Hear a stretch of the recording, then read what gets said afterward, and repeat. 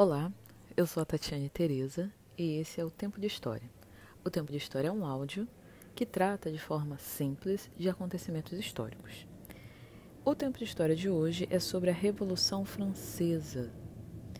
A Revolução Francesa ela durou 10 anos, de 1889 a 1799.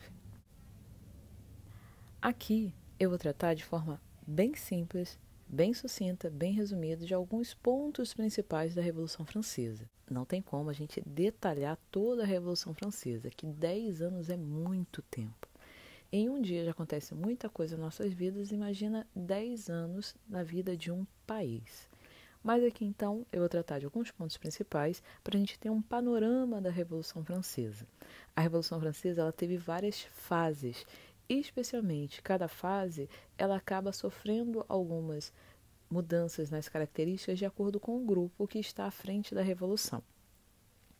Mas antes da gente tratar da Revolução, é importante a gente pensar um pouco sobre o cenário que deu início à Revolução. Então a gente tem que retroceder um pouquinho e entender como é que estava a França antes da Revolução. Até porque eu sempre chamo a atenção que a palavra revolução, quando a gente usa em história, significa uma grande mudança, uma mudança profunda, uma mudança drástica, um giro de 180 graus, como a vida das pessoas virasse de ponta cabeça. E a Revolução Francesa é a revolução das revoluções, aonde há uma grande mudança da França antes da Revolução e a França depois da Revolução.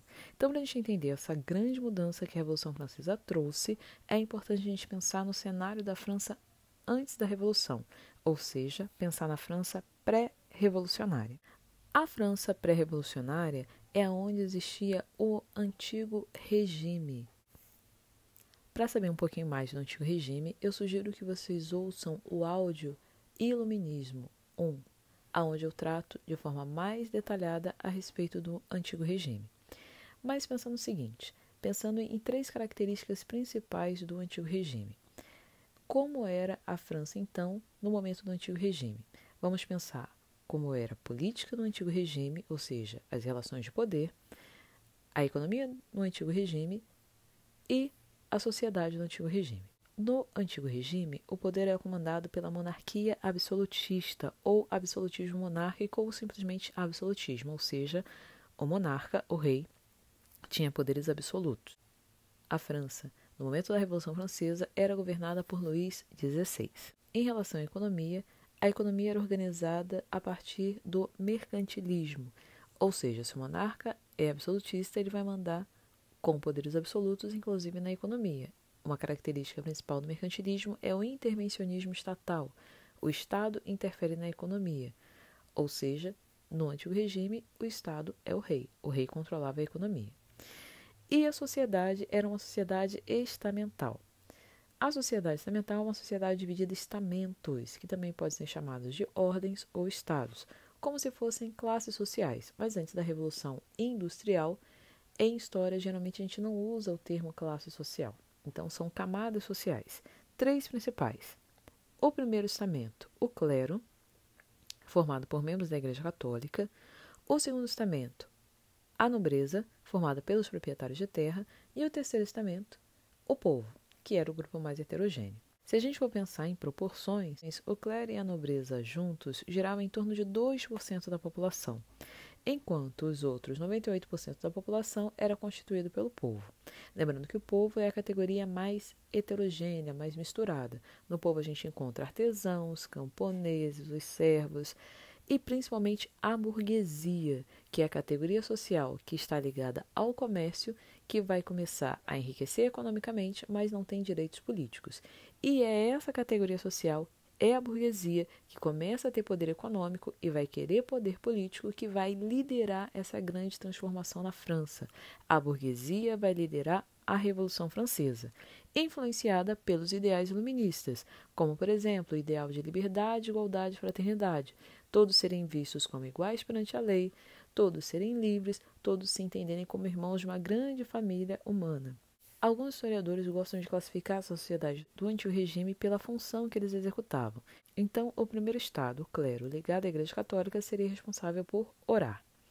A nobreza, proprietária de terra, os nobres, duques, barões, reis, príncipes seriam responsáveis por guerrear, até porque a riqueza era a terra naquele momento. Então, para o nobre proteger a sua terra ou até mesmo enriquecer, ele guerreava. E o povo, o grupo mais heterogêneo, era o único que trabalhava e pagava altos impostos para sustentar o clero e a nobreza que não trabalhavam. A clero e a nobreza juntos detinham cerca de 90% das terras na França, enquanto o povo, de um modo geral, que era cerca de 98% da população, só detinha 10% da terra. E também cabe lembrar que a população francesa vivia, em sua maioria, majoritariamente no campo. Cerca de 80% da população francesa vivia no campo e 20% nas cidades.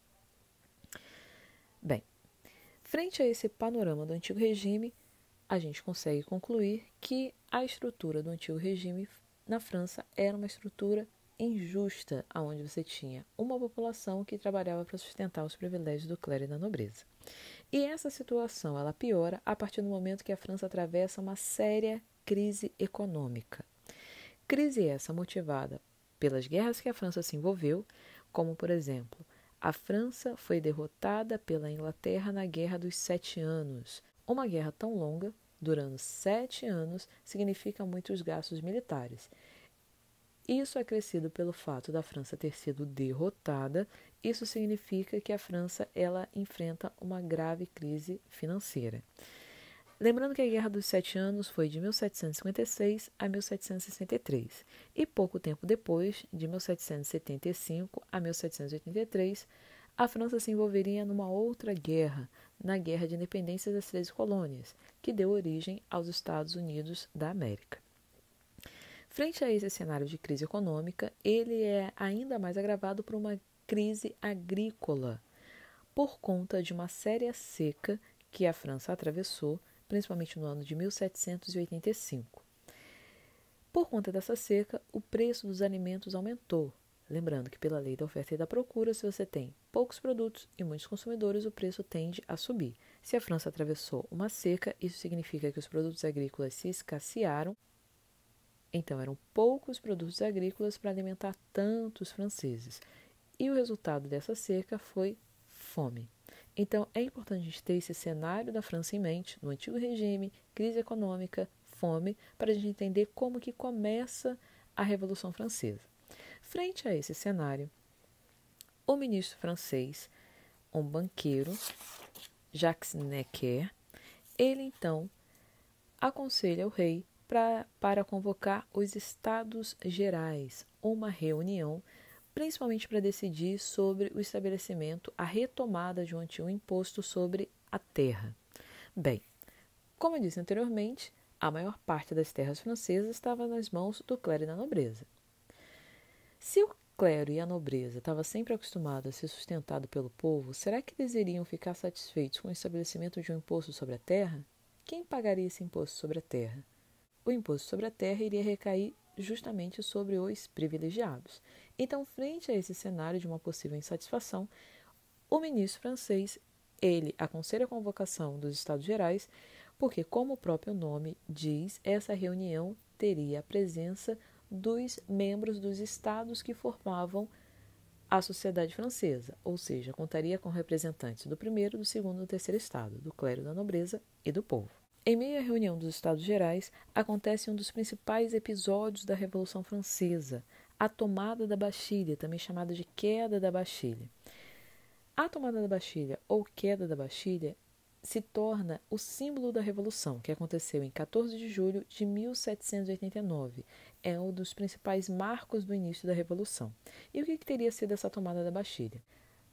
A Bastilha representava o poder do monarca absolutista, porque a Bastilha havia sido uma prisão onde os inimigos do rei, os opositores do rei, eram presos. Só que, durante a Revolução Francesa, a Bastilha funcionava como um depósito de armas. Então, os populares da França, da capital francesa de Paris, invadiram a Bastilha em busca de armas e munição para lutar contra as tropas do rei.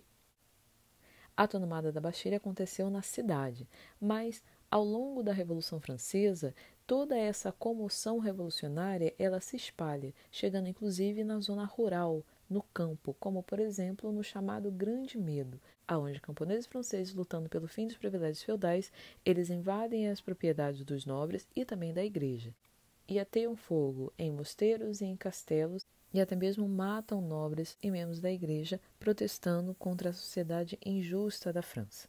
Mas retornando aos Estados Gerais. Nos Estados Gerais, a votação tradicionalmente era feita por estados, ou seja, o primeiro estado teria direito a um voto, o segundo a um voto e o terceiro ao voto. E o impasse começa a partir do momento que o terceiro estado, na tentativa de conseguir vencer uma votação, porque geralmente clero e nobreza votavam junto, então seriam sempre 2 votos contra 1. Eles, então, sugerem que o voto deveria passar a ser por cabeça, o que daria mais chance ao terceiro estado vencer, porque, por ser o estado mais numeroso, contava com mais representantes. Frente a esse impasse, decidem então se retirar da reunião dos Estados Gerais e se reunir em uma outra sala, e decidiram que só sairia dessa sala a partir do momento que eles dessem uma constituição para a França. E com isso, os Estados Gerais se tornaram uma Assembleia Nacional Constituinte. Uma Assembleia Nacional porque contaria com os representantes de toda a França, e Constituinte porque o objetivo da Assembleia seria fazer uma Constituição para a França. E qual seria a importância dessa Constituição para a França? A monarquia, sim, deixaria de ser uma monarquia absolutista, o monarca só fazia aquilo que ele queria, porque ele tinha poderes absolutos, e passaria a ser uma monarquia constitucional. A partir do momento que a França tivesse um conjunto de leis, que era uma Constituição, o monarca só poderia fazer aquilo que esse conjunto de leis permitisse. O monarca seria limitado pela Constituição. Ainda não terminamos a nossa conversa sobre a Revolução Francesa. A conversa continua, então ouça o áudio Revolução Francesa, parte 2, do Tempo de História, e eu fico por aqui. Inscreva no nosso canal no YouTube, Tempo de História, e siga a página do Facebook Tempo de História e a conta do Instagram. Até a próxima!